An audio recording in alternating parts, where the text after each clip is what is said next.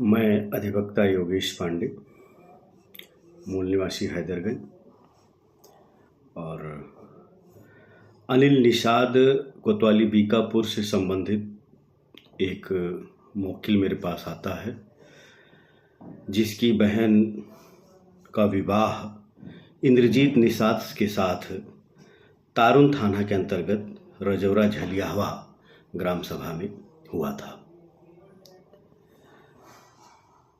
24 फरवरी 2018 को विवाह होता है।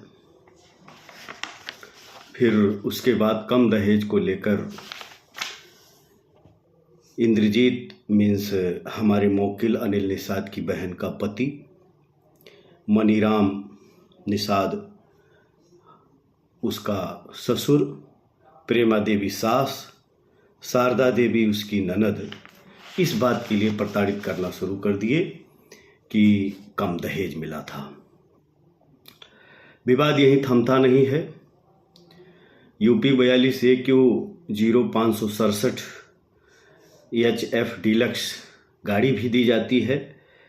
शादी में घड़ी, सोने, सिकड़ इत्यादि इत्यादि जो दिया जाता है उससे भी उनका महत्वाकांक्षा नहीं पूरी होती है, प्रताड़ित करते रहते हैं। इसी बीच सोनेम सुहागा उनके लिए ऐसा हो जाता है कि 26/1/2019 को एक पुत्री की जन्म होता है, जिससे और चाहत थी पुत्र की, हो गई पुत्री, और प्रताड़ित करने लगे और मारने पीटने लगे। 30/10/2024 को इंद्रजीत और उपरोक्त विपक्षीगण इस बात के लिए मारे पीटे कि एक तो कम दहेज ले आई थी और दूसरे पुत्री का जन्म हो गया, जिसके बाबत सुनीता मीन्स हमारे मौकिल अनिल की बहन एक प्रार्थना पत्र देती है तारुन थाने में, लेकिन तारुन थाना के द्वारा मामले को लिंगर किया जाता रहा, FIR नहीं दर्ज की जाती है। फिर जिसका नतीजा ये हुआ कि एप्लीकेशन देने के बाद हमारा मौकिल अनिल अपनी बहन सुनीता को अपने घर ले जाता है, लेकिन लोक लाज के कारण और इनके ससुर के द्वारा कई फ़ोन आते रहे और उस फ़ोन के बाद 6/11 को मनीराम के साथ, ससुर मनीराम के साथ विदा कर दिया जाता है।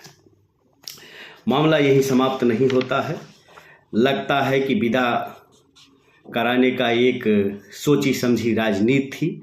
15 नवंबर 2024 को ये समस्त विपक्षीगण में मृतका का पति इंद्रजीत निषाद, मृतका का ससुर मनीराम निषाद और सास प्रेमा देवी, ननद शारदा देवी मिलके हत्या कर देते हैं। हत्या कर 15 नवंबर 2024 को सुबह 10 बजे मेरे पास फ़ोन आया कि आपकी बहन ख़त्म हो गई। मेरे पास मीन्स हमारे मौकिल अनिल निषाद के पास। ये आनन फानन में पहुंचते हैं, 112 नंबर की पुलिस बुलाते हैं और तारुन थाना में पुनः बहन के मृत मार डाला गया इसके बाबत प्रार्थना पत्र देते हैं, लेकिन फिर भी तारुन थाना की पुलिस इग्नोर करती है और FIR नहीं दर्ज करती है, मामला ठंडे बस्ते में डाल देती है।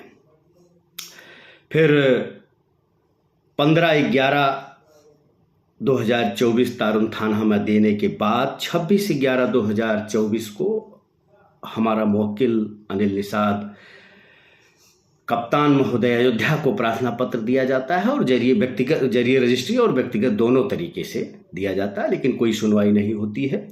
5/12/2024 को जिला अधिकारी अयोध्या को प्रार्थना पत्र दिया जाता है, कोई सुनवाई नहीं होती है। मृत्यु के उपरांत कुछ कागज थाने के उन सिपाही और दरोगा से मुझे प्राप्त हो गया था जब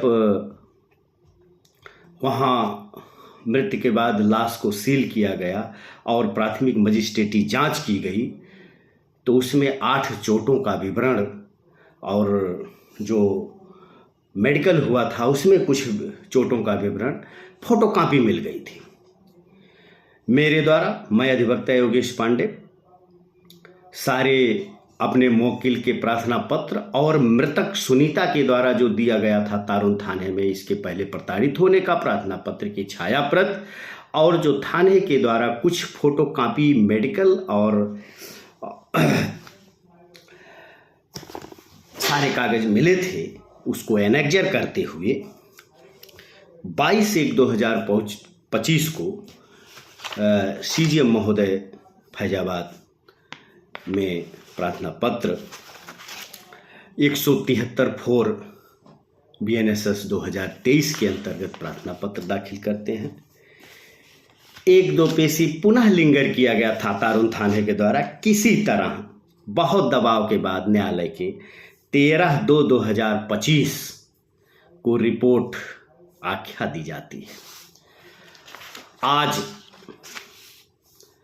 CGM महोदय के द्वारा मेरे आर्गूमेंट को सुना गया, मेरे साक्ष्य को सुना गया और एनेक्जर फोटो कापी वो जो अब आज तक एप्लीकेशन प्रशासन थाने से लेकर जिला प्रशासन तक दी गई, रजिस्ट्री की प्रत सब देखते हुए न्यायालय श्रीमान जी द्वारा इस बात का आदेश दिया गया कि